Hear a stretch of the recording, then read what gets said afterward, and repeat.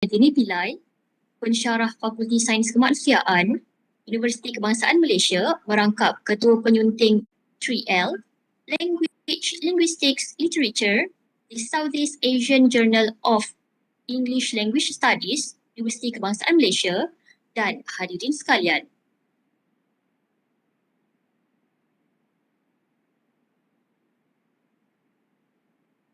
Assalamualaikum warahmatullahi wabarakatuh. Salam sejahtera dan salam UiTM di hati. Alhamdulillah, pada petang Jumaat yang permai ini dapat kita bersama-sama berhimpun bagi menjayakan Seminar Perkongsian Penyelidik Muda Siri ketiga 2021. Untuk makluman para hadirin, seminar ini dianjurkan sebagai satu inisiatif untuk menggalakkan penerbitan dalam jurnal berimpak tinggi serta mengekang isu penerbitan dalam jurnal pemangsa. Hadirin yang dihormati, bagi memohon keberkatan dan kelancaran majlis kita pada petang ini, marilah kita bersama-sama memulakan majlis dengan bacaan Ummul Kitab Al-Fatihah.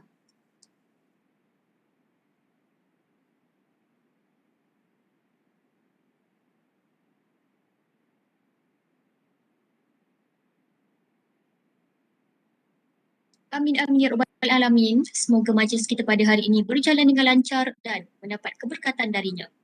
Baiklah, untuk sesi selanjutnya saya akan serahkan majlis kepada Dr. Yong Sung Kong selaku moderator seminar kita pada hari ini. Dipersilakan. Terima kasih Hamizah. Selamat datang dan salam sejahtera saya ucapkan kepada hadirin yang hadir pada petang ini. Untuk maklumat tuan-tuan dan puan-puan, petang ini kami ada dua speaker yang bukan kurang hebatnya latar belakang. Dimulakan dengan Dr. Lokman Ibrahim dan diikuti oleh Dr. Shantini Pillai daripada UKM. Baiklah, biar saya mulakan dengan memperkenalkan Dr. Lokman. Tapi sebelum itu izinkan saya menggunakan bahasa Inggeris untuk meneruskan majlis ni. Okay. Before I start and pass over the floor to Dr. Lokman for his seminar, allow me to introduce you his background. Dr. Lokman is a senior lecturer at the School of Chemistry and Environment, Faculty of Applied Science, Universiti Teknologi MARA. He is also an associate researcher at the Centre of Nanomaterials Research, Institute of Science, and a coordinator for Grant Acquisition Unit at the Research Management Centre. He is known for his research in the field of heterogeneous catalyst photocatalysis, renewable energy, biodiesel production, kinetics, waste materials conversion, and reactor application. He has published more than 50 peer-reviewed publications with over 1,000 citations and H-index of 18. His expertise is well recognized as he is the editorial board member of multiple scientific journals, such as the Petroleum and Petrochemical Engineering Journal. So without further ado, please welcome Dr. Lokman to begin his speech. So the floor is yours, Dr. Lokman.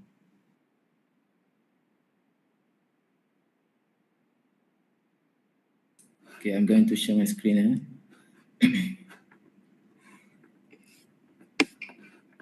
Okay. Can you hear my voice, Dr. Yong? Yes, very clear. Okay, my slides? Can you see my slide? Yes. Okay. Okay. Bismillahirrahmanirrahim. Assalamualaikum warahmatullahi wabarakatuh. Okay. First of all, I would like to say thank you to Dr. Yong and teams from Unit Etika and Publication, RMC, for inviting me to this sharing session for today. Okay, I don't know whether I'm worth enough to share with you or not, but I hope some things that can I share and you can take away lah, tapau take away, bawa balik kan. I hope something useful lah for you for today. So before I'm going to share perspective, the strategies and tips in my perspective of research and publications, I would like to introduce a little bit about myself lah. Kalau tak kenal maka tak cinta kan, jadi tak seronok pula presentation ni, perkongsian ni pula. Okay, as been mentioned by Dr. Yong just now, okay, I'm a lecturer from Faculty of Applied Science actually. I report duty on June 2016. Until now it's about 5 years, 2 months lah, 5 years, 2 months. And now currently I'm holding as a position as a coordinator at Unit Perolehan Grant RMC. Okay, it's been 1 year plus already. And if you have any question regarding the grant, pendaftaran grant or hebahan grant or any kind of grant dalaman and dua, me as one of the person lah, you can ask. Okay, so we go next to the next slide. Okay, this is my Google Scholar and Scopus profile actually. So Dr. Yong read just now is Ashinda is 18 for my Google Scholar, but actually for the Scopus is 16, and the document catch by Scopus is 41, and the citations around 734 citation. So of course we know that Google Scholar catch everything about you. If there is my name, so it catch even belum pasti lagi that's mine. So but for my Google Scholar, I tapis, I filter everything. I hope all the documented here belongs to me lah. But of course, Google Scholar, non-index and index by Scopus also been recorded by the Google Scholar. So the most important thing, we need to focus on the Scopus. Okay, since 2000, I start my research seriously during my PhD, 2014. Okay, 2014 until 2021. Okay, I've been published about, this is index journal, 37 research papers, 5 review papers and 5 book chapters lah till now. And then awarded by a few awards, like previously I did my PhD in UPM, Universiti Putra Malaysia, and being awarded by UPM as a gold medalist for PhD, and also Institute Kimia Malaysia for thesis in chemistry.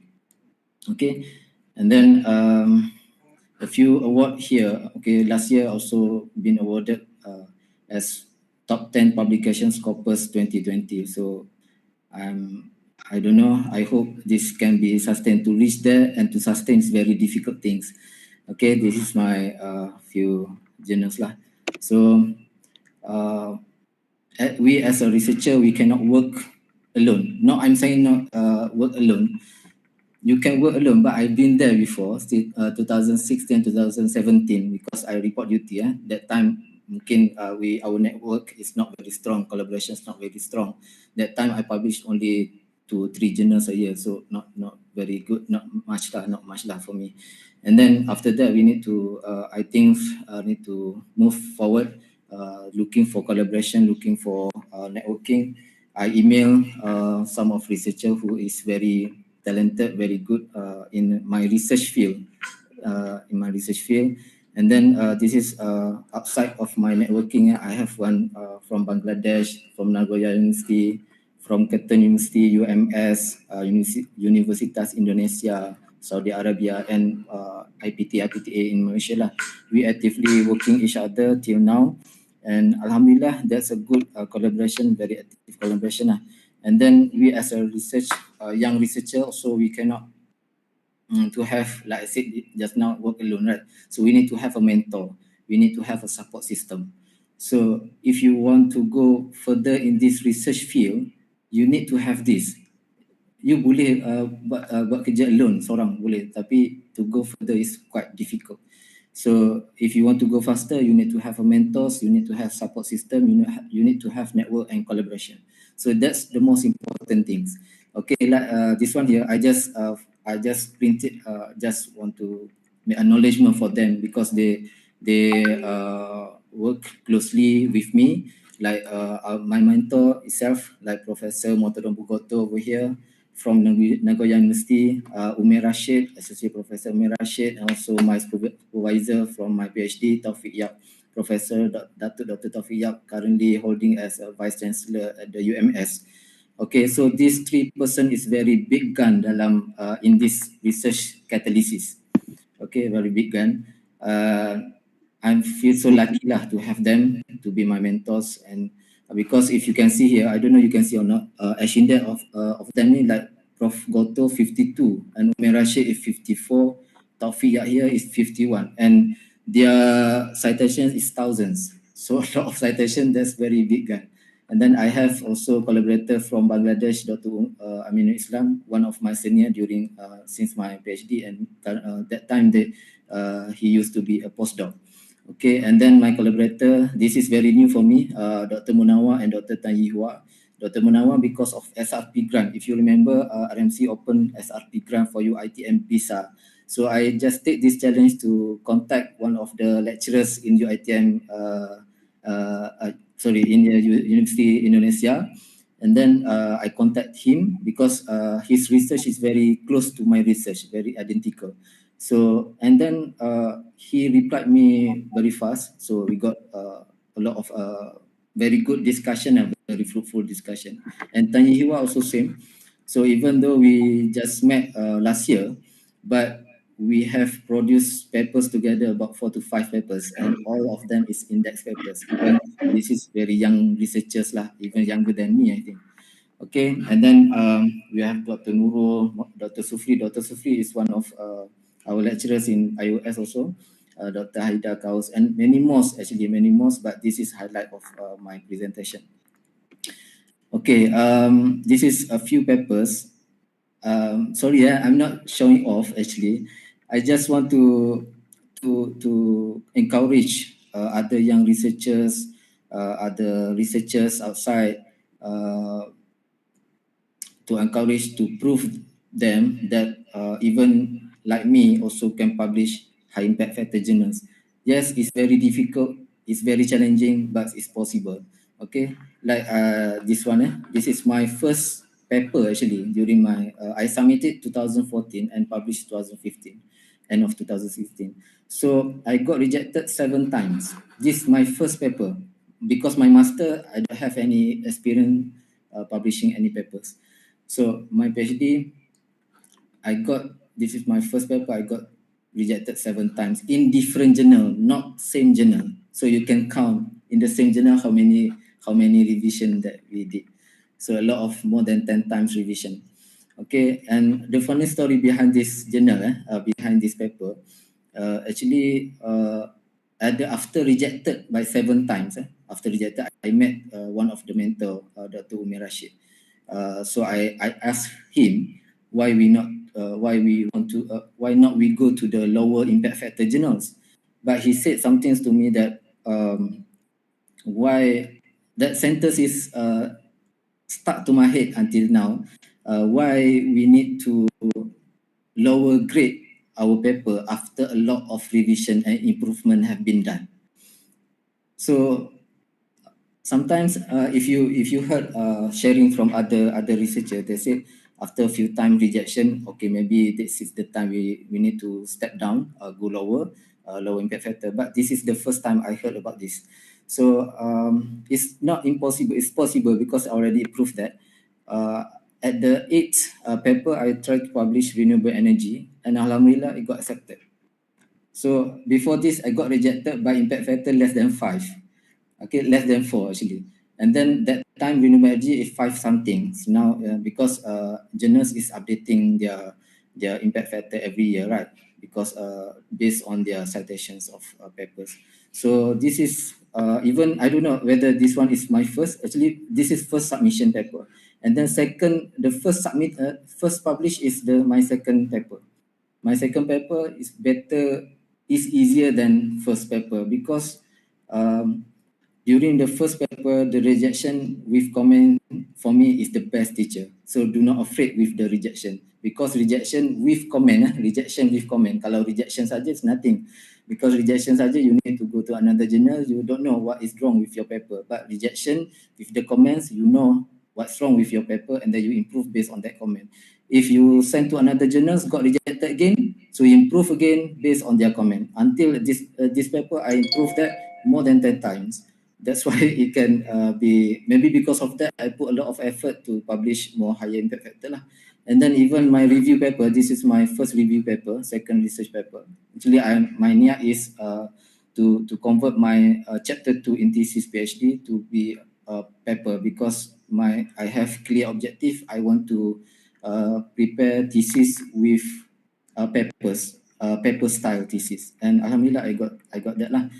Because UPM letak syarat that time, we need to publish more than 4 to 5 papers. Also, we can compile all the papers to be one thesis. So I alhamdulillah I got that. Okay, so this is papers, highlighted papers, and then a few current papers also. This one is one of the highlights, because I showing this paper because when I see this paper, it made me smile, because a lot of citation, a lot of what we call it, views got from the readers. Okay, like this one got published in Energy Conversion Management, impact factor 9.7. This is FYP project, so it's not impossible to publish FYP project, and I proved that. Okay, this is FYP project. How to do it, I will explain to you later in the next slide lah. And then this is one of very new papers got published early of this year. Collaboration effort with my one of my mentors and also PhD students lah. PhD student, me as a co-supervision for this PhD student. I helped her to improve this paper and to correct what's the comments from the renewable energy from this journal lah. And this collaboration effort gave me one paper about impact factor 14.9, quite impressive juga lah actually. And then this is other papers which is give me a lot of citations lah. Okay, so as a researcher also we need to ask ourselves why we need to produce a paper. Okay, why we need to produce a research paper. So go back to the basic. Okay, I like to share with you one hadis from here. Barang siapa menyampaikan satu ilmu saja dan ada orang yang mengamalkannya, maka walaupun yang menyampaikan sudah tiada atau meninggal, ia akan tetap memperolehi pahala. So we go to that concept again. Not we produce paper not to impress others or not to get the recognition or not to get promoted, like been said by Professor Zaini Ujang this morning, right? Not to get promoted. No, it's actually to share with other the ilmu that we get, what the findings, what the knowledge that we get from our research. So even though this is the things like macam it's not common things like research, maybe like bottle air, how the research is done, and this is useful for everybody. So that's the things. Even we die, the pahala still come to us. So we want to convey useful and usable ideas, informative knowledge, findings, theories, all novelties that we get from our research. Okay, that's the most important thing. Not to get the promoted, not to get the to impress others. No. Okay, and as a researcher also we need to differentiate between report and also research article. That's a different things. For me, this is my perspective. If you don't agree, it's okay, no problem. This is my perspective. Report and research paper, research article is totally different. I'm going to show you later on what is the difference between report and research articles. Okay, so the motivation here, if you want to publish a high impact factor journal, so you need to refer and read and download higher impact factor journal compared to your paper. Okay, if you want to publish at impact factor 10, so you need to refer to impact factor 20 journals. So that's the way how we do it. Of course, we want to be investor like Elon Musk, for example. Elon Musk to give a battery. We need to refer to him. Okay, not refer, just make him as idol for us in the research field. How to do what he did, everything. So make him as idol, and same as this one. If you want to go high impact factor journals, you need to read higher impact factor journal, what they are explaining, how they explain everything. Okay, and then scientific articles. For me, it's not only scientific articles, it's not only reporting research articles, but also is art of publication, seni kepada publication, how you want to to publish your papers. It's also art. For me, it's also art because we can play around with word, we can play around with the technical figures, table, everything. Not play around secara illegal, no. This is legal things. And then me also, many people come to me, ask me what between quantity and quality, which one I choose between quantity and quality. Can I get answer from you all? Which one is better? Or you can put in the chat box. Quantity number 1, quality number 2. Let me know what is your opinion on that. Which one is better, quantity or quality?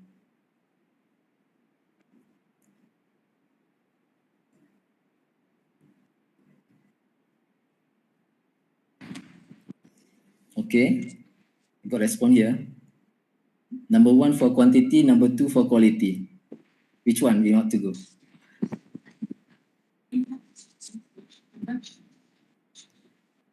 Okay. Okay, majorly response here is quality. All right. Okay. Okay, good response. Okay, most of quality. Okay. All right. Okay. In my opinion, I'm not saying you have free opinion. Everyone has free opinion, but we need to go to the basic. For me, my opinion is why we need to choose. Kenapa kita perlu pilih between quantity and quality, right? Because it's relate each other. Because it needs each other, quantity and quality. That's my opinion. Because to form the H index over here, because you know what is H index. To form H index over here, we need number of research paper. There's another pillar here, and then we need number of citations. Okay, number of citation based on quality of your papers. Even though you have published a lot, but the quality is less, then less you have lack of citations, and then your H index cannot be good. That's why I think it's not bukan nak kiblatkan pada H index. We want to ensure our papers is not short sendiri. Our papers is something that useful to others. So that's the most important thing. That's why for me, I think I'm not choosing quantity and quality. I'm going both quantity and quality. Okay, that's why most of the paper I try to target high quality, but I try to push myself also, and my collaborator also try to push to publish more than KPI that we promise to our university yearly lah. Kalau universiti letak 3 ataupun 2 atau 3, we try to publish double or triple than that. Okay. So, and then I also advise my student, if you read journals, you need to have 2 purpose. First purpose is looking for knowledge and scientific answer, and second one also very important. Ramai yang mungkin tak perasan, learning the technical and writing style. Okay, kalau you have these 2 purpose, I think you gain both. You are gaining the knowledge and scientific answer, and then you also gaining the technical parts, how to publish, the art of publication. Okay. Okay, for the type of publication, we have over here we have 4 types of publication. We have short communication. I believe over here all the researchers here also know the short communication, conference proceeding, research paper, review paper. This is all different, but concept is the same. But today I'm going to focus on the research papers lah. What is the strategy? What is the tips to go for the high impact research papers? Okay, when start planning to write? Okay, actually start planning to write is now. And if you ask the investors lah, normally investor, I like to quote the investors because their motivation is very good.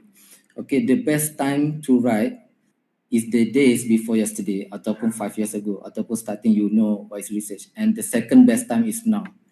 You don't need to wait until you did the experiment to do research and then get the results and then write a paper. No. For me, I'm not going to be like that, because at the end, you did a research, you think that's enough. When you write a paper, I think when you write a paper, maybe some of data is less, maybe some of the data is not good when you compare with other research paper. So my plan is, once you get the idea, draft a paper first. Okay, draft a paper, make a rangka paper tu. So what you going to do, the tajuk, what is the scope? Okay, abstract tinggal dulu, and then what is the what is the introduction, and then what you going to put inside the experimental. Just put only the subtopic is enough, subtopic, and then you're going to plan what characterization you're going to use. Like we want to apply a grant, like we propose a proposal. That's the way I did lah, and my teams and my student. And then barulah we go to the research or experiment and discuss with other research, discuss with collaborator, discuss with student, and then do experiment, and then collect the data, and then complete that draft paper at the first place. So that's the way we did. My practice lah, my practice. Not do the experiment and then write, no. So at least we're not going everywhere. Just stay focused on the scope of the research. So that's the thing, as a guide lah, as a guide, okay? Because I heard before, the best things to make you fail in the research is do everything. It's not good. That's the best way to failure in research. Do everything, it's not good. You need to focus in your scope, in your research, okay? All right. So another one is, do not fear the failure and rejection. Okay. So like I said in the previous slide,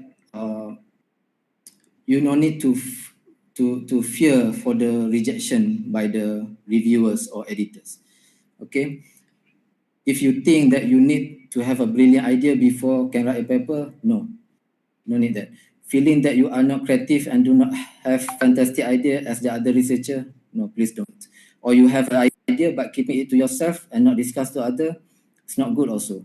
But if you have idea, you need to expose this idea to your team, to your collaboration, to your students, to your mentors, and ask their opinions, discuss with them how to do it. Is it possible to do it? Okay, is it significant or not? Okay, that's the things. If you just keep and not do it, I think you just wasting your time. So you need to have idea, you need to do it. Otherwise, it's not go anywhere. You need to do it. Of course, first step is very difficult, but once you do it, you have the way to do it. Okay. Okay, and then I need to wait a moment. Sorry. Okay, we need to identify the problem ideas, and we need to ensure that our goals, our problem ideas is, we need to see the clear objective there to convey useful and reusable ideas, informative knowledge, findings and theories, and make our ideas is infectious. Okay, like a virus.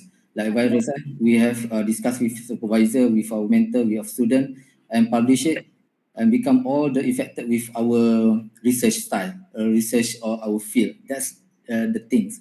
Because at the end, we want to make our papers, our ideas, our findings become effective to them, because so they can use our papers to expand more. Okay, is a research. Otherwise, it's only search, right? So we need to do a research. So they will research about our papers also to keep these things not just less stop there. So we need to go broad lah. Okay, like for example, this is my paper, Renewable Energy also. So this paper, in few years, we got 86 citations. So this proof that this paper is effective and acceptable by the other researchers. So we need to have that. Kalau if you have a paper but not get any citation in few years, I think that paper is not good. I'm not saying not good, but maybe it's not reach to the person, and maybe the idea inside there not standard, not achieve their standard. So that's why we need to go more impact factor. We need to make sure our discussion, our point there is useful to others. Like here, I just copy paste print screen from the Google Scholar, Dato Fauzi. Everyone knows Dato Fauzi from UiTM actually. So he has citation 40,000 something. So it's ridiculous for me actually. and with Ashinda is 103. This is Malaysian people, our people. And then there's another one, Dr. Yun Hao Eng. I know this person because this person came here. This is Dr. Yun is a Malaysian, now is a lecturer at the University of Hong Kong, and is very good in photocatalysis, same field as me, and his citation is 14,000 something, and this is young researchers also, and then Ashinda is 51. So this indicates them their research is very good, their research is acceptable to others and can be cited to other papers. Okay. So to produce a paper, your paper must have a clear insight and useful for the readers. What I mean clear insight is I put as X factor, because normally my experience, this X factor is very difficult to get unless you finish all the one complete papers. Okay, what is the most significant things you want to show to others? What kalau kita dalam bahasa Melayu, apa ibu dia, apa ibu dia, the main point of this paper, what is the main objective of this paper? Okay, normally after I did all complete paper, so and compared to other papers, so I know, okay, what is less, what is lack here, so we need to put clear, and normally I add this X factor in the last paragraph in the introduction part. Okay, last paragraph in the introduction part. Like normally kalau we go download a lot of paper, normally last paragraph tu is start with the present study, highlight the usage kan, blah blah blah blah, in this study what is we going to do here in investigation, thus the aims of present study is for what and so this is the thing. So after this sentence you need to highlight what is the main point in this paper. For example, this point, so this is published FYP, this one is FYP paper, got published in ECM, impact factor 9 something. So in the last paragraph, I put only this one. As per our knowledge, no study has been performed on the synthesis and characterization of sodium oxide impregnated carbon nanotube catalyst and its use for uterine acidification of waste cooking oil to biodiesel. Yes, jangan simply put like this unless you remember very confirm this is first study. So just put that. Okay, so this is the highlights in my research. And besides to study, discuss the main function of the metal oxide as the Lewis acid in terms of their mechanism, electron transfer, nucleophile, electrophile interaction has been investigated. Okay, most of the papers outside there, they only discuss about the you put the catalyst increase the rate of reaction. This is my example lah. But you not explain in terms of the nucleophile attack, electrophile, nuclear level. Tak ada explain tu. So that's kalau if you put there, because this paper also got rejected many times, and then at the before got accepted here, I just changed this one and I put another proposed mechanism. So that's why this paper increase another level in terms of quality. Okay. And then to prepare a good paper, you need to have a good flow. This is very common lah actually, tapi tak apalah, I just share to you. Here, like you need to ask here is the problem, what is the problem, what interesting about this problem. Because a paper, we need to have a clear problem first. After we get a clear problem, then we solve that problem. Use our idea. Our idea tu dapat daripada mana? It's not simply dapat hidayah idea macam tu. No, you need to get from other current or latest publication. And that publication is not simply publication below impact factor. You need to go higher impact factor. That's what I said. That's what I advised at the first presentation, at the beginning of the presentation. Right? We need to refer at the higher impact factor journals. And then you prepare, normally me personally did this, and also my student also did this. We're looking for research gap, and how the best way to looking for research gap is, for me, I download as much as paper related to this problem, and then about 20 to 30 papers, download it, and then make in one paper, what is the catalyst they use, what is condition, what is performance, what is the reference. Okay, just compare between them, what is the catalyst, what is the condition, every detail. So we need to go and we need to discuss with our students, sit together with students. Do not afraid, do not share with students and sit together with the student. Tak ada masalah, it's a good way. Actually, so find with them, what is the research gap? How can we improve? What is our specialty in our ideas? So that the most important thing. Make sure you do not repeat other papers reported. Okay, and then once you find the research gap tu, so baru datang idea apa yang kita perlu buat. Okay, what is idea? So you come with a detail data analysis, discussion, design, plan, what you need to do, characterization, what else, and here's and this is the things that we need to discuss. Make it drafted in the A4 paper, something like that, and discuss with your student ataupun ada mentor collaboration lah. Okay, before we start our research writing ataupun experiment. Okay, this is structure for high impact factor research paper. Everyone know this, but I'm assisting for you to see also again for our reminder also. For me, I have my own guideline. Even we have a title, abstract, keyword, introduction. For me, abstract title, we must clear and concise. Okay, clear in the same scope, very clear scope. Okay, abstract, for me, less than 150 words. Kalau panjang than that, or longer than that, it's not good lah. Tak bagus for me lah. Keyword, 5 to 6, okay. And then the arrangement of keyword must be alphabetical. Even though benda ni macam, alah, simple je kan. But for me, I think that's a good way for me lah. That's my practice. Make it alphabetical. Okay, introduction, 2 to 3 pages, double or 4 to 5 pages, 4 to 5 paragraph.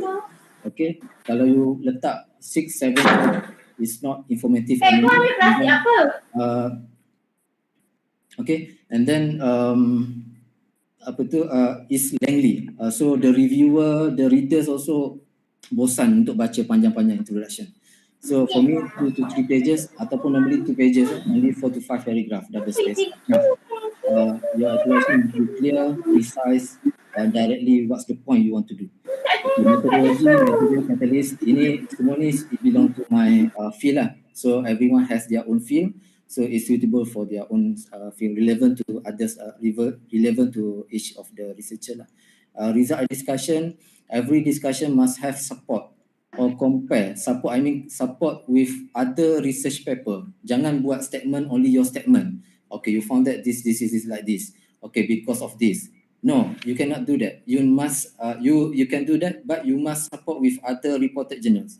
So that's the way to make your statement is very good, very strong. Okay, and then compare to the data reported lah, macam I cakap tadi kan. Okay, and then result also, you need to differentiate between report and research article. Report, like you only reporting like macam I put catalyst, okay, put catalyst will increase the rate of reaction up to 90%, for example. That's a report. But for the research article, you need to ask you why this is happening, how this is happening, what is the result, what is the products. That's important because this is differentiate between report and research articles. So research, we need to go deep, fundamentally. If possible, go to the molecular level. If you're working with the photocatalyst, go to electron transfer, for example. Okay, that's the way we can add up our level quality of our paper. Okay. And conclusion, acknowledgement lah. Acknowledgement, don't forget research grant. Okay, don't forget research grant. You need to put research number profile. Okay. Okay, we go to the abstract. Lama pula ya. Okay, we go to the abstract first. This is the tips, little bit tips. Maybe I can share with you my tips. Maybe most of you pun know about this. The abstract normally we need to have 4, less than 160. For me lah, that's my rule, less than 160, and then we have 4 points. Introduction. Okay, the best methodology, not all, but the best, ataupun you just put characterization. Okay, and then the best result you get, and then the most precise and sharp conclusion. Very good conclusion. Okay, this is abstract. Okay, and normally I write the abstract the last one after finish all the discussion, everything. Okay, this is another example abstract. For me, it's not good, but it's already published. I don't know published where, but for me it's not good lah because it has only introduction, methodology je, and then tak result pun sikit, only very little results, but methodology is very long, yeah, and then tak ada conclusion, tak ada penutup. So for me it's not good lah, but this is already published. Sorry ya.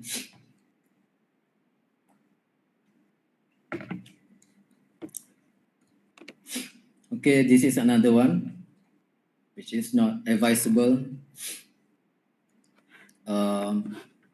Our group also this one. Sorry to the honest. Okay, this already published. High impact factor juga, tapi for me it's still lack lah. We should put results over here. We need to have intro, methods, results, and conclusion. Okay, this one introduction. We go to the introduction part. And introduction, like I said before, 2 to 3 pages only, double spacing, because if you see my experience, kalau you prepare 2 pages, at the end you publish paper only half of the papers also, only half je yang masuk. Ataupun kalau you pergi pada 3 pages in the Microsoft Word, only 1 page ataupun 1.5 page of your papers, because it's compact kan, single spacing, the size is getting smaller. Okay, for setiap paragraph, every paragraph have their own purpose. Okay, like me, normally I practice 4 to 5 paragraph. First paragraph is general knowledge. Let me share to you. Okay, this one, my papers. Okay, first paragraph, normally background of the field on the research alternative fossil fuel, on the search of alternative fossil fuel, ataupun background of the process. Okay, only what is the problem, general problem. Kalau kita relate our research relate to the environment, what is the factor that affecting our environment. Okay, so you need to focus in the first paragraph, and then the second paragraph, the idea. Okay, the idea, why we need to improve this. Okay, the third paragraph, the idea of your work, how can we do it, and how can we improve that problem.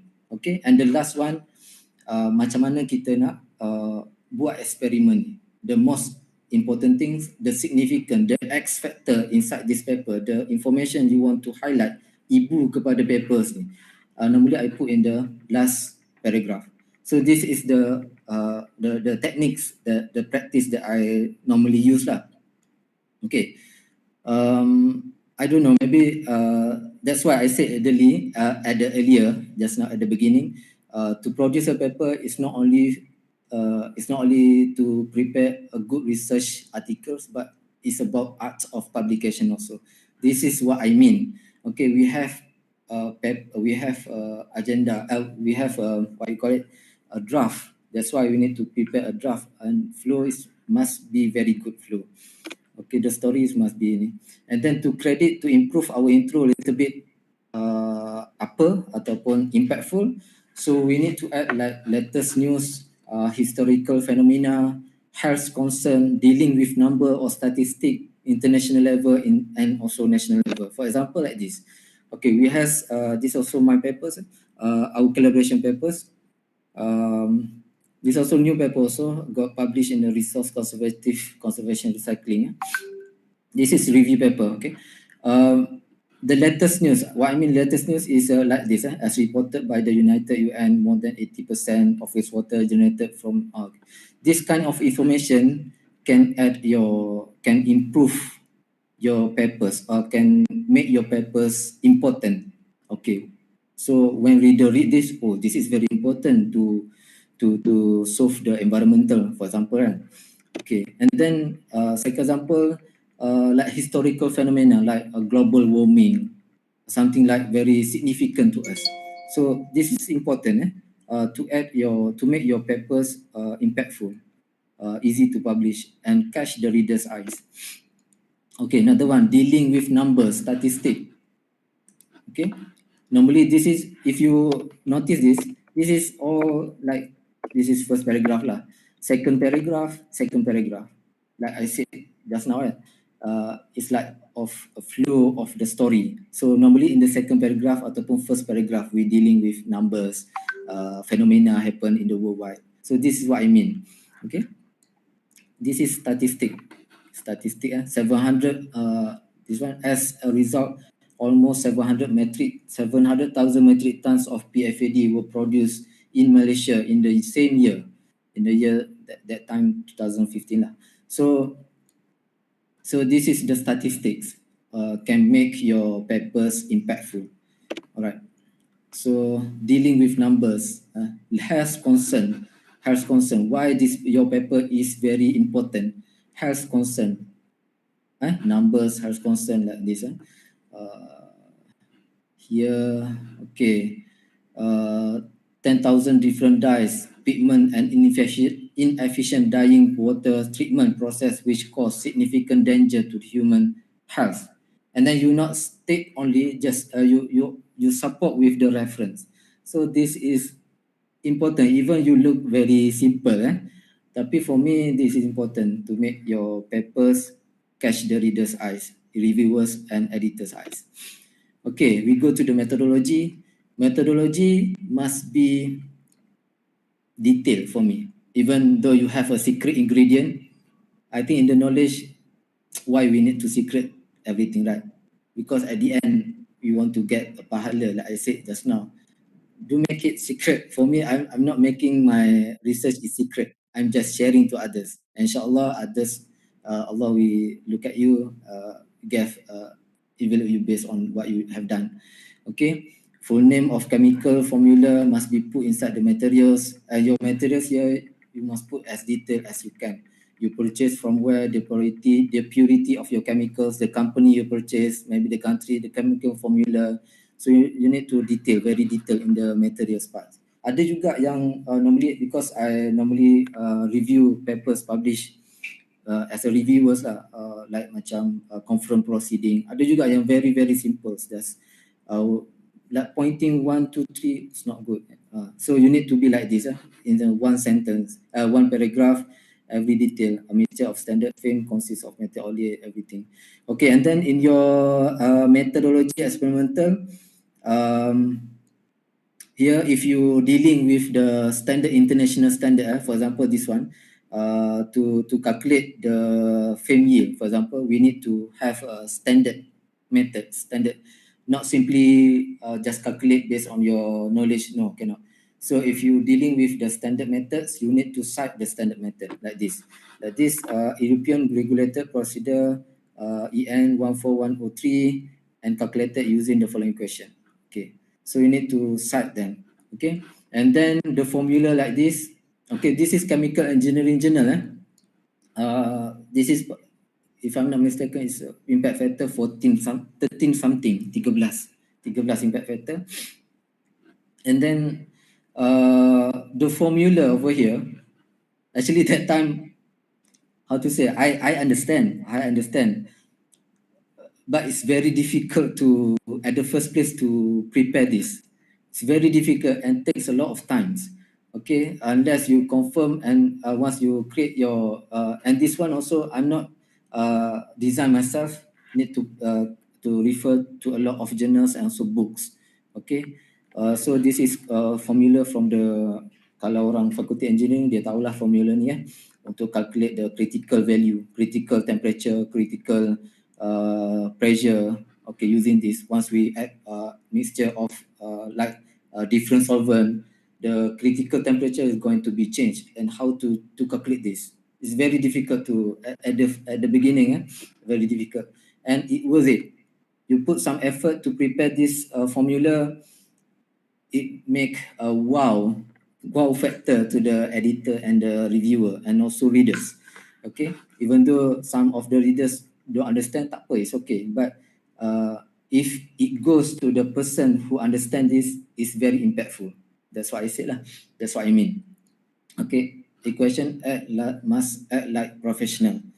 Okay, how to prepare equation? Jangan letak simply kalau darab jangan letak x pangkah. Kalau bukan x, darab tu bukan x, you go to the formula. You go to the equation. Using equation in the words.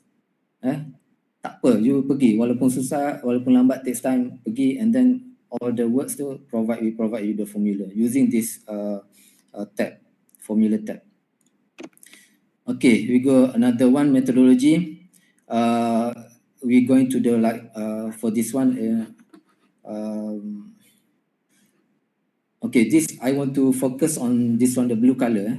The preparation of the glucose-derived solid acid catalyst was adopted and modified as proposed by Zhong Itat. Okay, most of the papers I review lah. Most of the paper I review, normally they forgot to cite where they refer these methods. Of course, you need to do when you want to do the reaction, the experiment, some of the experiment you refer to other journals, right? And then for me, you need to put their citation. Kalau ada modification, ada adoption, ada modification on that method, just mention modify, like this one. So I'm saying that you cannot simply design your own experiment because this is scientific knowledge and scientific paper. Bukan kita nak prepare macam nak masak-masak kan. It's not. So you need to focus to refer to another impactful journals, which is your methods ni memang orang dah buat, tapi kita modify, kita improve that method to become better. Our idea to become better kan. Of course, kalau kita tengok orang nak buat kapal terbang pun bukan sekali buat. Dia ada research sampai dah jadi kapal terbang, sampai jadi roket macam Elon Musk punya buat. Okay. So methodology, if you have prepared your catalyst ataupun any kind of reaction lah, you need to very comprehensive, very detail in term of mungkin ada stirring rate, ada temperature, ada fluctuation of temperature ke, ada program ke, you need to put everything inside there. Okay. Excuse me, Dr. Lokman, yeah. I am very sorry. We have around 2 to 3 minutes. So hopefully we can finish it, yeah, so that we can allow enough time for Q&A. Okay. Dr. Lokman, please continue. Alright, thank you, Dr. Yang. Okay, so we go to the result discussion. Result discussion is so important. Make your result discussion be brief, make your point clearly. Kalau macam you tengok kat sini, it's very detailed, very long discussion. Okay, very long introduction, not focused and very messy. And then after revision, we combine macam very simple, normally simple sentence lah. Of course, researchers know how to ni kan. Tapi sometimes a simple sentence, like macam Ali nak pergi kedai beli gula. Why not we simplify this two sentence, we combine these two sentence in one sentence, like to make it more another level using combination, using junction word. Okay, make it combine the very kata simple word to make it complex words. That's how we increase our quality of the papers in the discussion. Okay, and then this is for example reporting, to differentiate between reporting and research articles. Okay, reporting like this, the reaction profile presented shows the effect of reaction of the temperature ranging from 60 to 90 degrees Celsius, okay, with additional of catalyst, the rate of reaction, the film yield increase, for example. That's a reporting. But to increase a little bit the quality, you need to support with the fundamental aspect, scientific knowledge. How we need to analyze, we need to discuss, explain very detailed in the molecular level. Like this one is the FYP project. I like to use this example because this is FYP project. FYP project, FYP student did this reaction, and I did this come up with this proposed mechanism. So this proposed mechanism increase a little bit our impact to the papers. So we need to put that. And then you jangan simply put like this. Of course, kalau nak buat benda ni, it's not like macam conteng-conteng. No, you need to refer a lot of papers, a lot of research lah, and then to support with your discussion. Okay.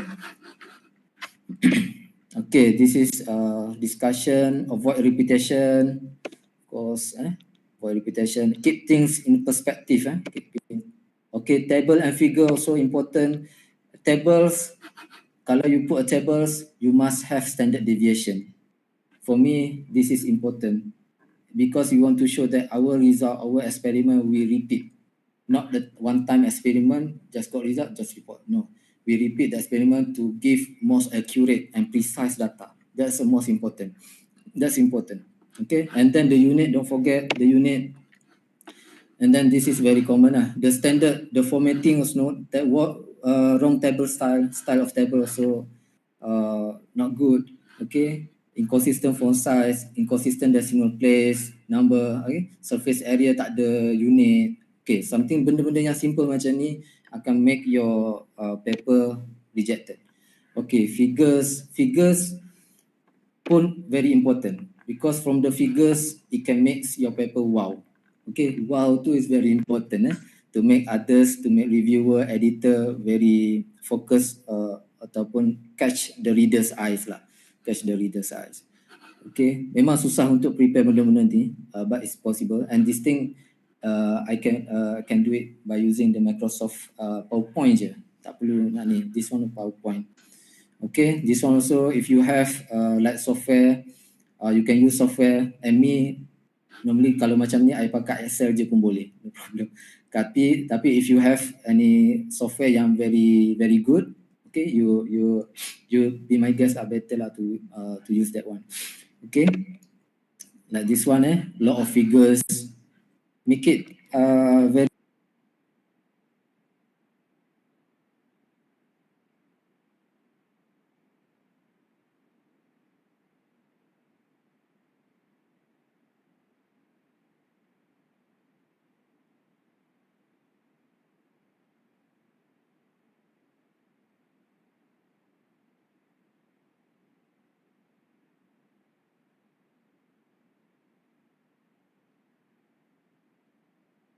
Dr. Lokman, we lost you.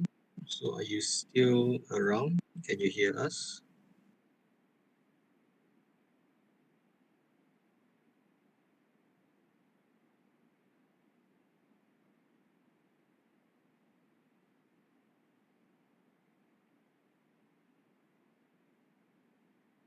Tuan, are you still around?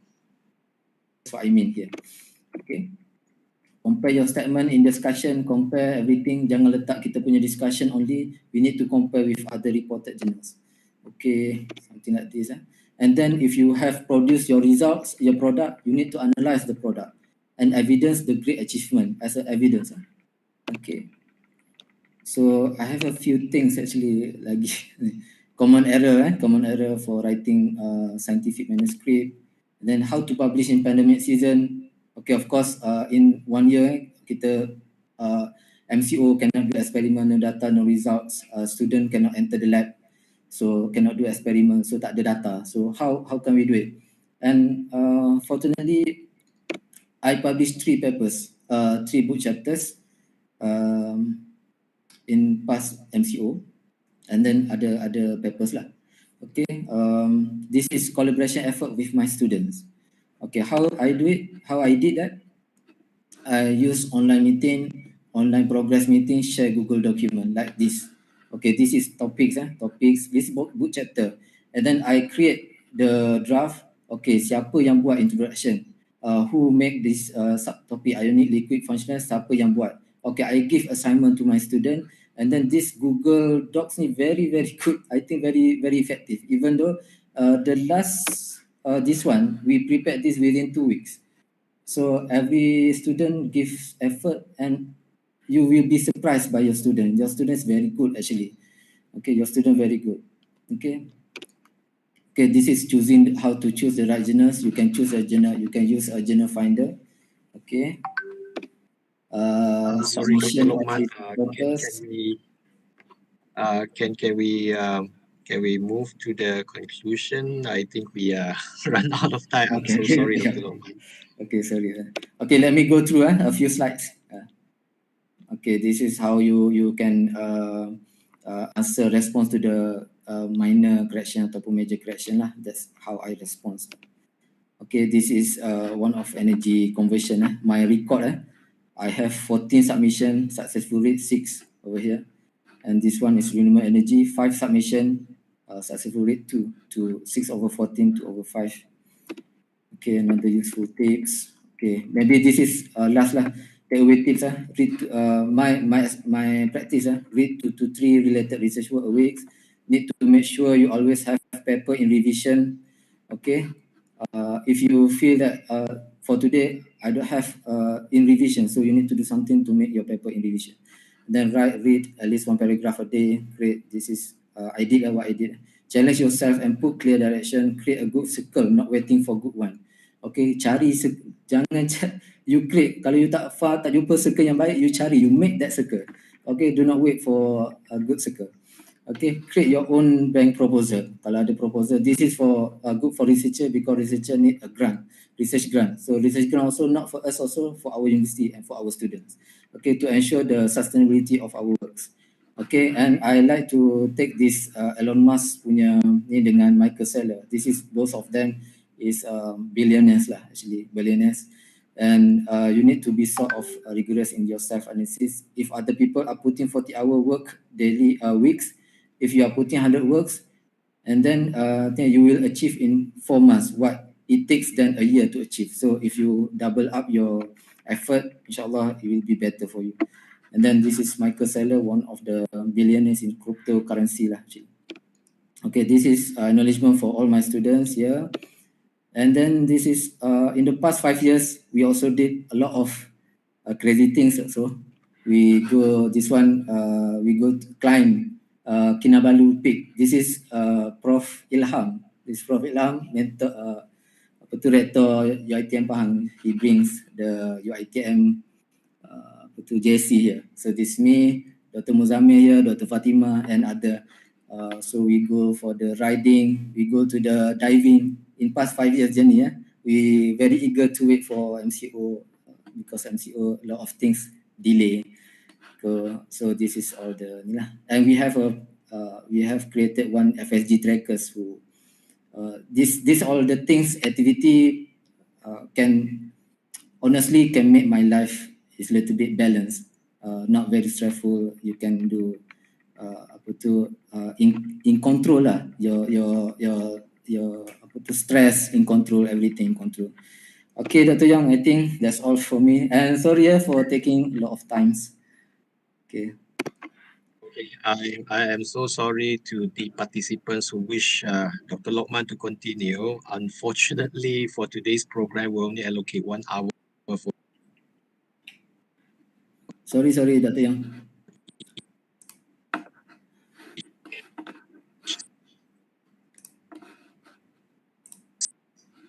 Speaker for Dr. Lokman. About the slides, it will be shared to all the participants later on. So we move on. Yeah, due to time constraint, we move on to the next speaker, Dr. Shantini. So please, Dr. Shantini, while waiting for me to introduce you, please start by sharing your slide. So I'm going to move over and start reading Dr. Shantini's profile. So today we are privileged to have Associate Professor Dr. Shantini Pillai Joseph Sandra from Universiti Kebangsaan Malaysia, UKM, in which she is going to present her talk titled Best Strategies for Writing and Successfully Publishing a Journal Article. Dr. Shantini is an associate professor at the Faculty of Social Sciences and Humanities, National University of Malaysia. She teaches world literature, post-colonial literature in English, and post-colonial theory and issues. Among others, she specializes in ethnic diversity, diaspora, and transnationalism in literary and cultural texts, with particular reference to the global South Asian diaspora. as well as cultural consciousness of Asian Catholic diasporic communities and religious mobilities. Dr. Shatini has published more than 50 peer-reviewed publications with over 150 citations and H index of 7. She is also the editor-in-chief for 3L Language Linguistics Literatures, the Southeast Asian Journal of English Language Studies, and the editorial board member of the International Journal of Sociology of Language. So with that, I pass over the floor to you, Dr. Shantini. So please, Doctor. Thank you, Dr. Young, for that introduction, and a very good afternoon to everyone. So for today, I will be taking you through best strategies for writing and successfully publishing a journal. Sorry, let me just put this on mute.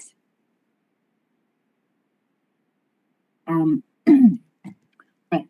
So let me just.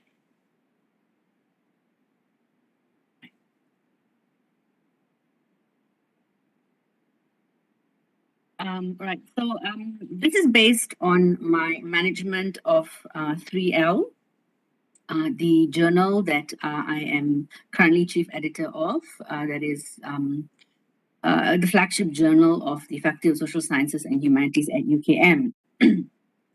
And so I will take you through the management process, as well as the point of view of a chief editor as I screen articles that come in to the portal of submission for our journal 3L.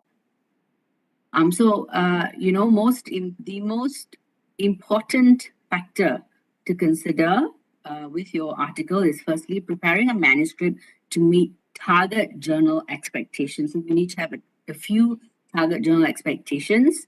You need to engage with existing critical conversations.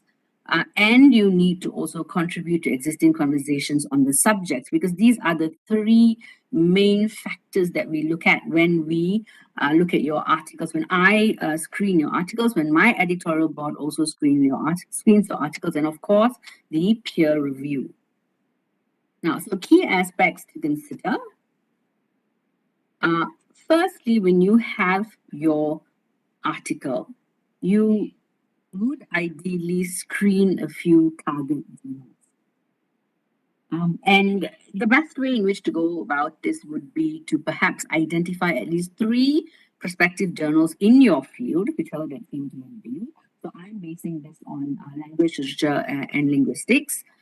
Take note of their scope and focus, because one of the first things I look at when I look at an article that comes in is whether or not it fits with our scope and focus. And if it doesn't, it will be rejected at the desk, what we call desk rejection. And of course, you take note of the scope and focus, and then you ensure that your article is aligned with the scope and focus of that journal. Next, of course, and very important, you need to be aware of the index status of the journal. So this depends on your institution. Most institutions would, expect you to at least publish in indexed journals such as perhaps Scopus or WS Social Sciences Citation Index, or the Arts and Humanities Citation Index. The other thing that you need to look out for is, does the journal have a bona fide editorial board? So who sits on the editorial board? Are they from universities, or are they just, you may not recognize some of the names. So you need to be careful with the editorial board as well. So this is being vigilant when you screen these journals for publication. Next, you would then need to screen the articles, because it's important to actually look at the lineup of articles, to look what you could do. What I usually do, and I send my articles out as well, is to screen the list of articles in the most recent issues. Sorry, no, that's not. Right, okay. Screen the list of articles in the most recent issues of the targeted journals. map them against the title of your journal article. So you need to see, whether or not that the article that you're working on would fit, that there are patterns that would coincide with yours. You could also perform a keyword search within the journals for similar topics. So this is to ensure that you're not just sending it out blindly. You have an idea, you have a target in mind. So with that, when you do that, then you can see whether there is a pattern to the type of the articles published and whether your paper would fit. Now, then of course, you begin to prepare your manuscript or work on it, in detail. So, first and foremost, of course, is your title. So these are some of the things that I look out for when I screen articles, right? So if a title is clear, concise, and if it is significant, so avoid, and also I would say avoid general or generic titles, because the chief editor, who is the first person who's going to look at your article, will look at it to see whether or not the article, the title makes sense, right?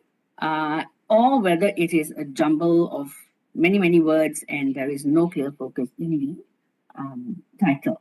Next, it would look at whether or not this title would be significant enough for the journal, because all journals are also, looking at citation and impact factor. So, they are looking for articles that would elevate their status as well, elevate their index status. So, if you have a title that's very generic, then it would not really garner much interest. It must be specific enough. So that's the title, right? Then, of course, we go to the abstract. So for articles in language, linguistics, and literary studies, we look for an abstract that is clear and concise, that provides a sequential summary of contents, and it reflects enough of a scholarly knowledge of the discipline in question. These are the 4 aspects that an abstract should have, that I look out for, that my editorial board looks out for, and of course the reviewers as well look out for. And this is the first sort of like the first line of filter.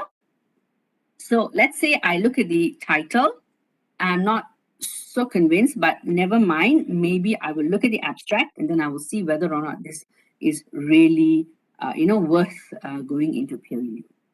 So I will look to see whether or not it provides a clear and introductory statement. I will see whether it lists down its key objectives, whether it identifies significant findings of the discussion, and whether it provides a concluding statement. And of course, in all of this, language is very important, because we are the language journal. It's English language studies. So if an abstract is already riddled with grammatical errors, I would know already that this paper is not worth it, but I will of course open the paper, look through it, and then get the view sometimes of my editorial board members, and then we will decide. So most often, if it is riddled with grammatical errors, it will be test rejection. So these are things that are very, very important. It's sort of the first impression that you give the chief editor and the editorial board. So this is very, very important, and you need to be vigilant about the abstract that you provide and make sure that it is concise, that it is not saying too many things, so much so that your focus is lost. So then we, of course, move to the writing process. Now,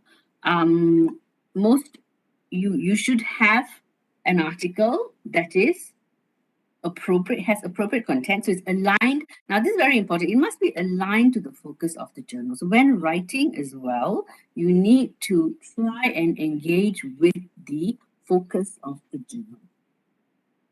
You should try, because journal articles need to be sufficiently original. So you should offer some perspective that is new, right? It need not be groundbreaking. Of course, it's great if it's groundbreaking, but you need to try and offer something that is of a new angle to the audience of that particular journal. And of course, it should be interesting enough. It should hold the interest of readers, so it provides some new angles to established arguments, right? So these are things that you need to think about as you write your article, so you're not just replicating scholarship that's already there, that people already know. So you have to ensure that you have the ability to attract readership, that you can contribute to existing conversations on the subject. So you need to remember that there is this huge, platform of conversations out there. People are already talking about so many aspects of language studies. So where would your article fit in?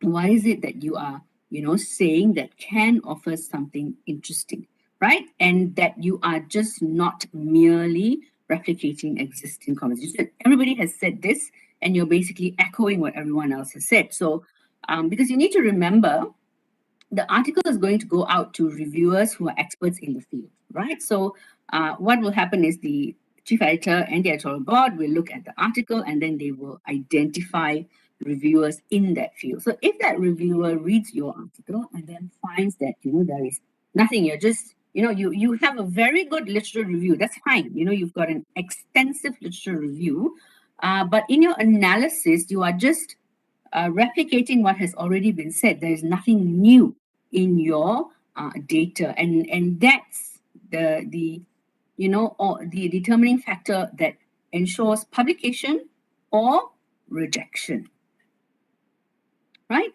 So, but of course, like I said, you need to show that you have mapped existing conversations. Now, so one of the ways in which you do this, of course, is Google Scholar and looking for keywords based on your subject. So, if it's, let's just say, plurilingualism and multilingualism. I'm using examples from language studies, yeah?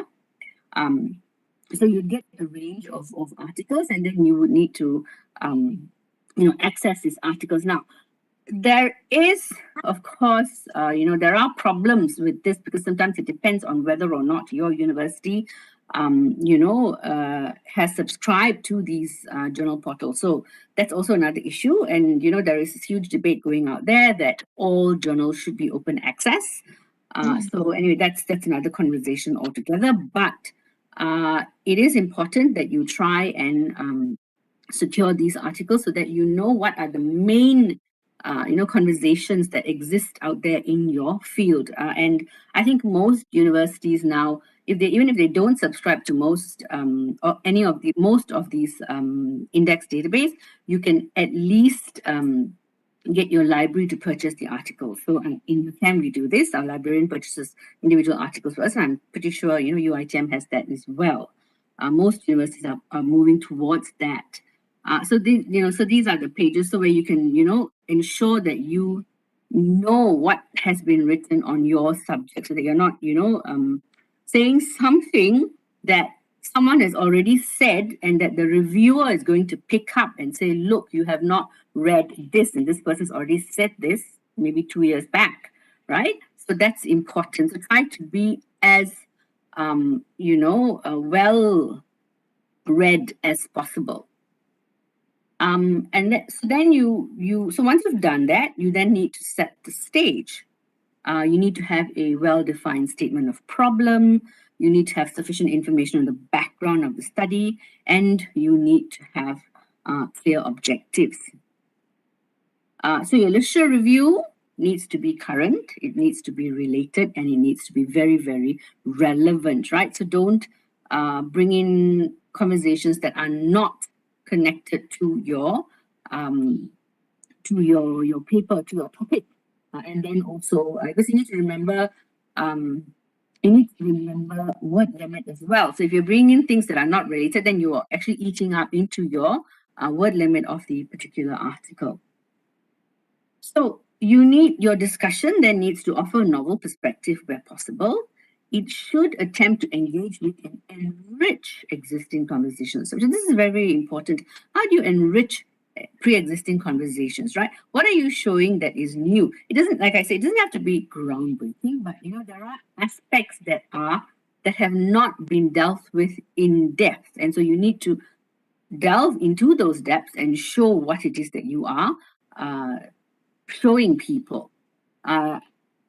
you need to also provide in-depth critical analysis of your data. That's important. So, you're not just paraphrasing, or you have very rich data. Often this happens. Reviewers say, there's a lot of data in this paper, but the author has not been able to actually draw out the data to show its significance and implications. So that's also, so you show these are the numbers of quantitative data or qualitative data, but you're not actually delving into the depths of your data. So that's important.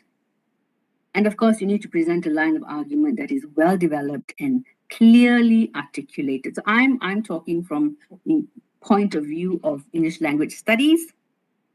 Clear, articulated arguments are very, very important.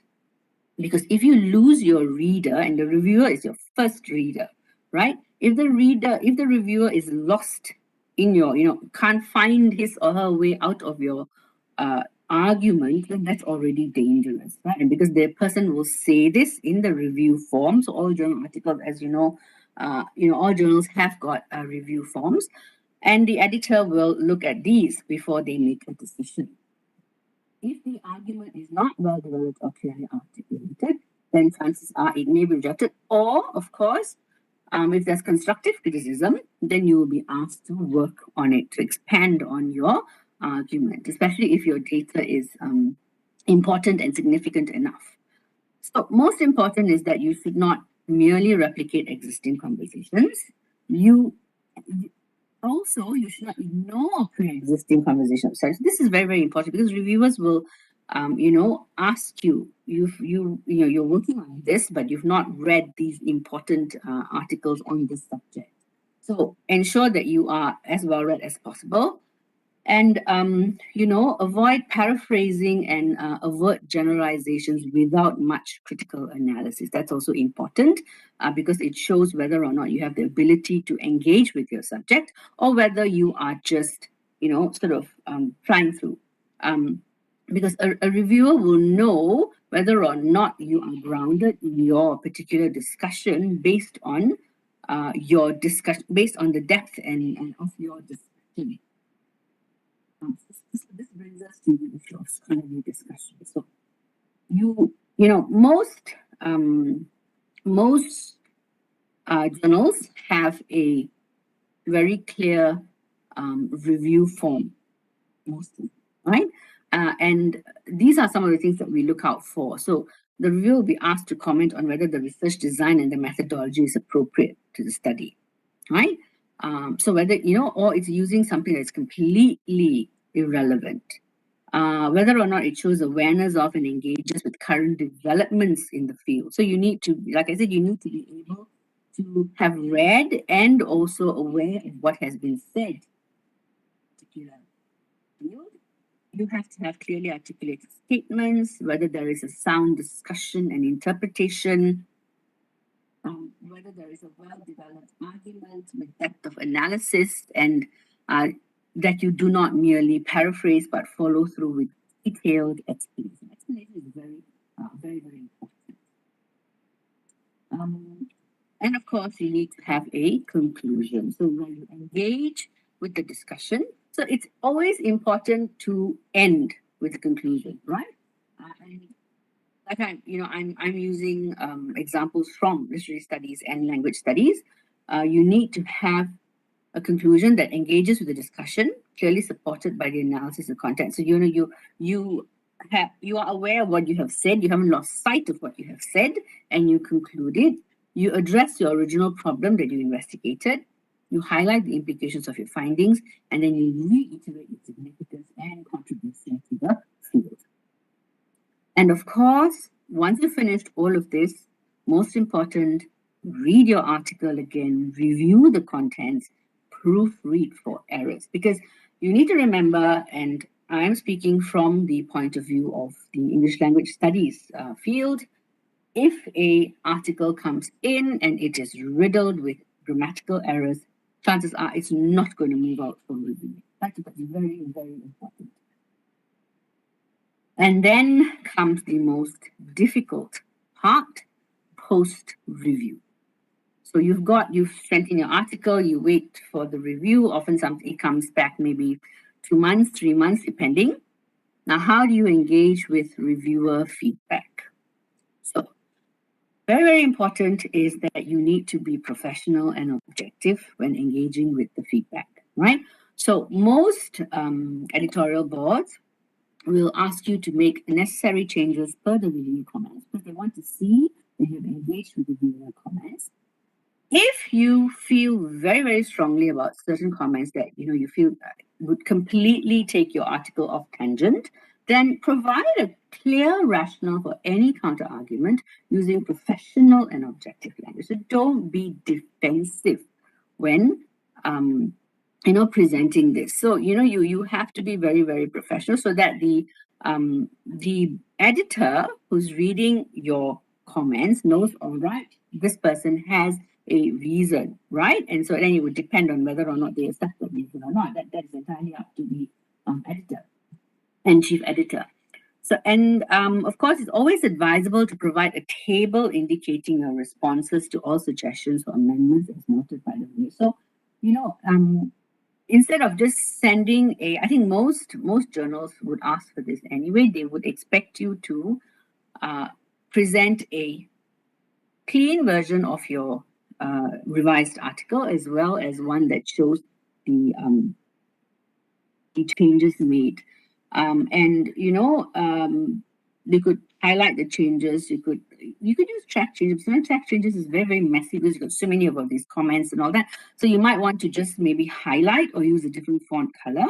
But most important is that table that indicates your responses to all suggestions or amendments as noted by the reviewer. So all of it needs to be tabulated so that they know, all right, this person has engaged with my review comments. And the different color, right?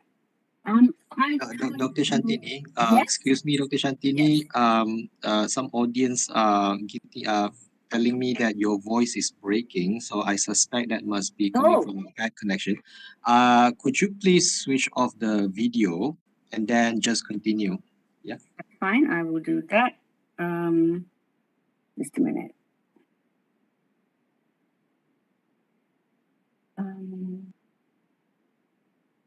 Okay, I already did that for you, so please continue. Okay, great, thank you. I couldn't find it. All right, thank you. All right, so how am I doing for time, Dr. Yong? You have around 20 minutes. Oh, okay. I'm almost completing, and then you can go on to Q&A. So, yes. Right. So I will just go through samples of an abstract and also content. So let me just right. Okay. So this is an article from 3L. Our most recent issue. And so this is a paper on IELTS, right? So it looks at how do Asian candidates fare in IELTS, and I look at 15 years of performance data. So it's got a very specific and concise title, right? So looking at it, it's focused. So it's looking at Asian candidates, and then it's looking at IELTS, and it's looking at 15 years of performance data. So everything is spelled out very, very clearly in the title. And then it has a very clear abstract. So, it talks about the IELTS Asian test takers. It talks about heightening interdependency. It's looking at a time frame of over previous 2 decades. It's looking at international education, Australian, Canadian, New Zealand, and UK universities, Asian prospective international students, particularly from China and India. It's looking at sufficiency of the English language proficiency, 25 of the so it's got everything spelled out very, very clearly. And then it tells you that it investigates how cohorts from 24 Asian nations fared in the academic IELTS test from 2003 to 2018. So time frame is clearly listed. And then it tells you that it will also look at candidates from Hong Kong, Malaysia, Philippines, as well as others from Bangladesh, Indonesia, and Jordanians, right? And then it also will look at worrying deteriorations in outcomes. So everything is objectives are very clearly spelled out. And it also tells you what are the implications of the findings of this particular paper. That's the abstract. So when I look at this, I know, all right, so this person knows exactly what he's about. Of course, this is just the first step, right? It hasn't gone out for review yet, so we don't know whether or not it will pass, but at least I know that this is something that the journal or the audience would also might want to read with academics in IELTS and English language. Then the paper itself, the background. So it's got very clear background. It's looked at a range of review of literature from 98 right up to 2017. So it's current, and then it looks at where. So it shows that it has a knowledge of the conversations that exist in the field. And then you go to methodology or the research design. And so method, right? So data was extracted from official IELTS website. To this site, the co-owners make publicly available a range of quantitative test metrics. So it's telling you that, this is a public site. So it's readily available. So it's telling you what kind of data, where it's obtained from. And then it tells you the demographic data and test taker performance. It tells you that it utilizes contemporary as well as historical nationality data.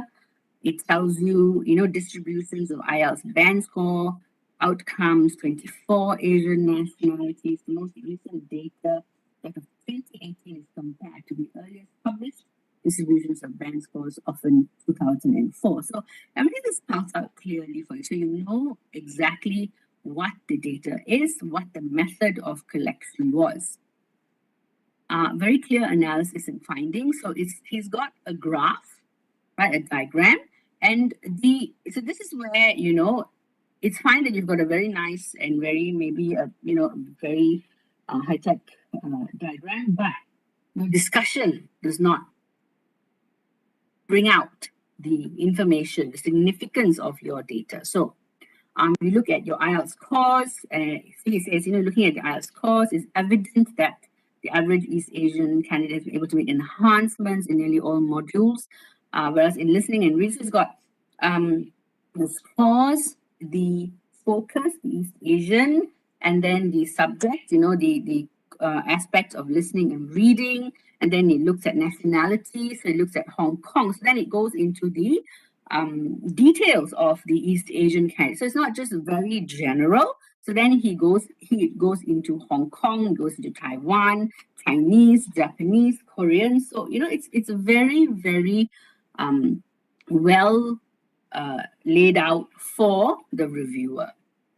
And there is a conclusion in which it wraps up everything and draws everything together. And he also tells you of what are the limitations of the article, right? So these are just some of the examples of an article that will make it through the review process, right? Because what I've given you today is basically the point of view of the editorial board when they look at your article. So Dr. Young, I will stop there and leave it to you for question and answer for your previous session as well. Okay, thank you very much, Dr. Shantini. A very insightful talk from you yourself. A lot of information that we have received from you, point to the journal manager, in terms of how do we improve the quality of a manuscript so that it can be successfully published in a language-based journal. Now, without wasting too much time, I think we can start with the Q&A. So if there is any question from the participants, do switch on your microphone, unmute yourself, introduce yourself, and then you can read out your questions. Otherwise, you can type in your question in the chat box, and I will, perhaps Dr. Shantini can see the question by herself as well, but I will read the question as well. So please, is there any question from the floor, from the participants? Okay, so well, before I ask Dr. Shantini the first question, I would like to apologize to the participants for the sound breaking when Dr. Shantini is delivering a talk. So, Dr. Shantini, can you hear me? Yes, I can. Okay. I understand that 3L is quite a high impact journal. So would you please introduce a little bit of the journals that you're managing right now, 3L? What is the ranking in Scopus, Web of Science, and then, so yeah, how should we submit to you if we want to? Oh, okay. Well, you know, we have been flagged for impact by WOS for the Social Sciences Index, but we have not made it into the quartile yet. But we are considered one of the top tier in other indexing, especially in Scopus as well. You are most welcome to submit your articles, but you know, like I say, do visit our website. I can copy the, I can give you the link. I'm sure you can find it, 3L. You know, just ensure that the articles that you have are connected to English language studies, or that it is comparative. So, you know, it can be in Arabic or other languages as well, Chinese, Mandarin, but it needs to have a comparative angle with English language studies. So so I've just taken over the editorial board, managing the editorial board from March of this year. And you know, the management of a journal is always dependent on the vision of the chief editor as well. And so I actually was chief editor of 3L in 2007, 2009 actually. Just before it was then, you know, managed by what we are now managed by Penyelidik UKM. And that was the time in which Penyelidik UKM decided that we needed to have a Southeast Asian focus. So if you look at our articles, and especially the ones from 2021, the ones that I've been managing, especially the June issue and the upcoming September issue, we try to include Southeast Asian voices. So Malaysia, of course. So when I look at the articles that come in, the first thing I do is, of course, to look for Malaysian papers, right? Because we need to have a platform. And of course, when I look at those titles, when I look at those papers, I then look at the titles to see whether or not these titles will, you know, garner enough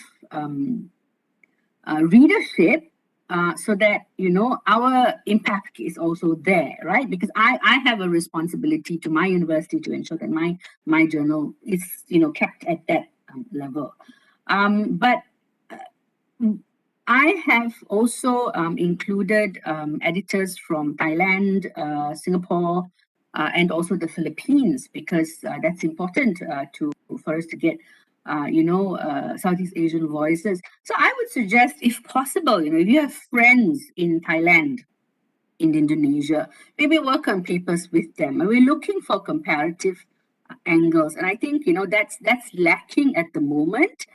So, you know, we have papers that focus on Indonesia. We have papers that focus on the Philippines. But what we don't really have is a comparative between the Philippines and Malaysia, or Indonesia and Malaysia.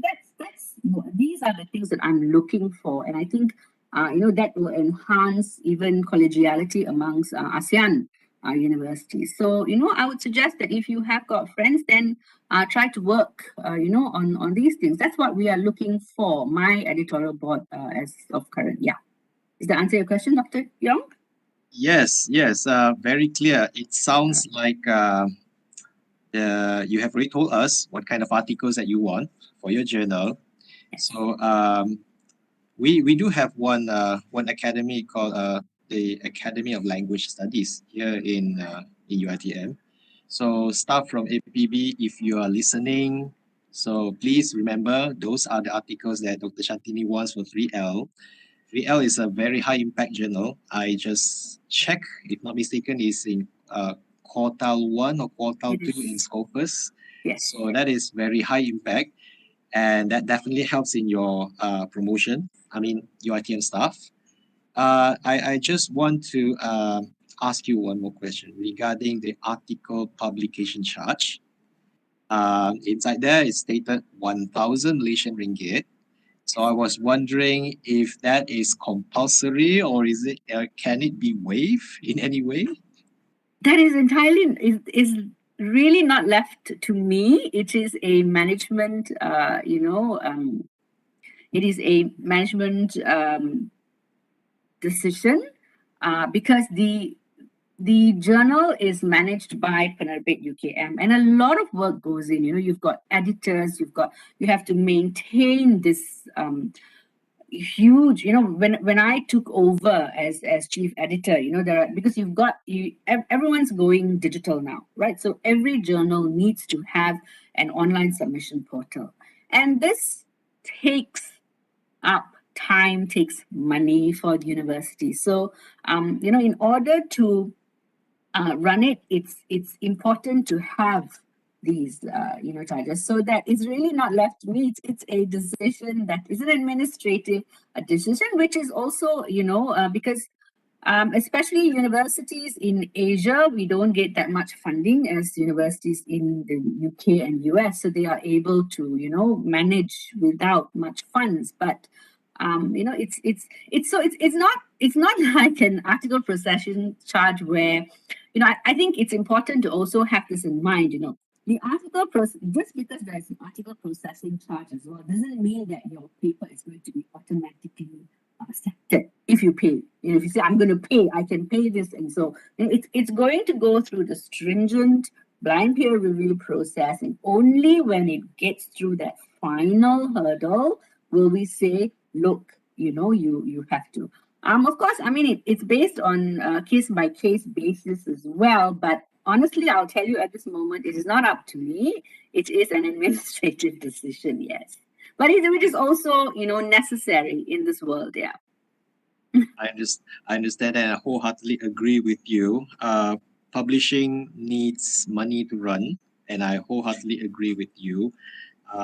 Anyway, I would like to announce to UiTM staff, if you successfully submit a paper and accepted by Dr. Shantini, my office actually have one scheme. We call it Pembiayaan Yuran Penerbitan Artikel.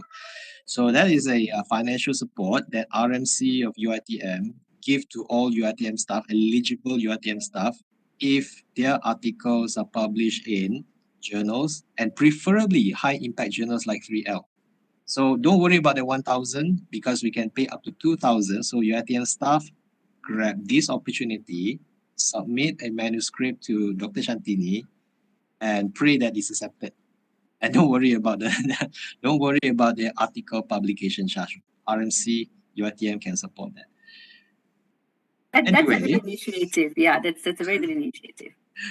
Anyway, I have been hogging the Q&A session for too long. So perhaps, is there any question from the participants? Yong, this is Daya here. Yes, please. Oh. Hi, Dr. Shantini. Hi, Daya. I can't really hear you very well, though. She's my PhD student, so she's being cheeky. Actually, this question is directed at Dr. Yong, because I'm too familiar with Dr. Shantini by now, so I understand her ways.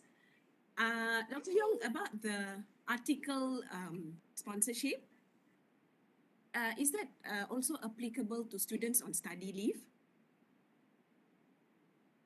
Okay, now to answer that question, the financial scheme offered by RMC currently is offered to active staff, which means that staff that are working and not on study leave. However, I believe that IPSIS also have a similar scheme, and they also pay for students doing postgraduate studies. Now, coming back to your question, if you are UiTM staff and you wish to apply for financial assistance, I believe that can be worked around. You just have to probably co-author with an active staff, and let the staff claim on your behalf. But I believe IPSIS also have similar scheme. If not from IPSIS, it's from our pendaftar. I think you do have some allocation to pay for this publication fee if it incurred. But if any case, if you need any further assistance, you can just come and see me personally. We can work this around. Yeah. All right.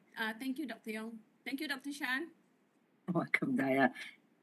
And I'm afraid Daya can't publish if she's writing with me, because as chief editor, I tried not to publish in my own journal because I feel that it's not ethical. How do I ensure, so these are the things that I need to do. But anyway, Daya knows that. Yeah. Yeah, no worries.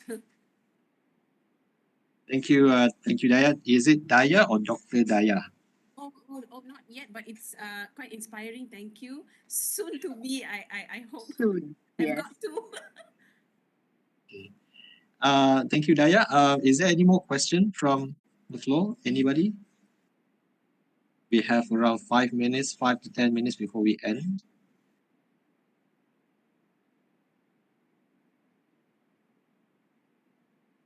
Well, I think perhaps the audience are very clear of what you have given us just now. So with that, I think let's join me and thank Dr. Shantini for the very informative talk that she has given just now. Thank you very much.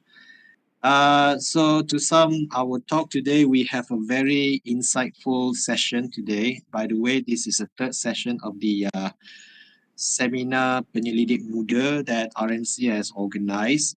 Today, particularly, we have received a lot of positive feedback from the audience, and this is the first time that we have aired this session live in YouTube and Facebook. So thank you very much once again, Dr. Shantini, as well as Dr. Lokman, for the very useful information shared just now. And with that, I thank all the participants for joining us today. Thank you very much for your feedback and also your questions. So with that, thank you, Dr. Shantini. Thank you, Dr. Lokman. We wish to see you again. Thank you very much, Dr. Yong. Have a good evening, everyone. I'm sorry, before we end, I would like to inform the participants that there will be a attendance form that you will need to fill in so that we can log in your training hours. And one more important thing before we leave, a photo session. So please switch on your camera. And Hamiza, my assistant, we're going to snap a photo of ourselves. So please switch on your camera. Thank you.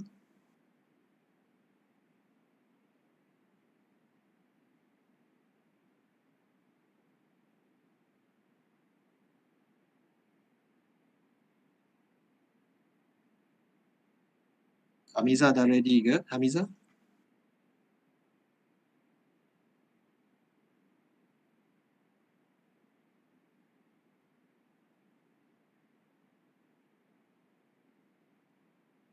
Hamiza dah ready ke? Mudah